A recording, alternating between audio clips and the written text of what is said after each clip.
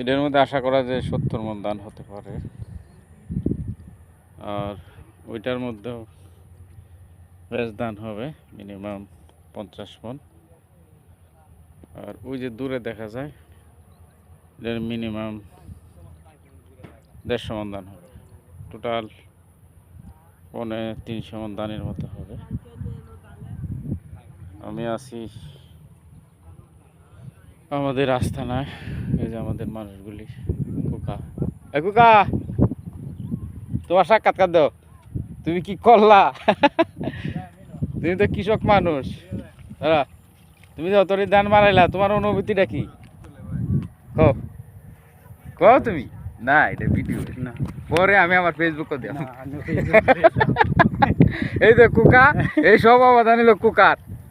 300 মণ ধানের মতো লই আলছে বেড়া।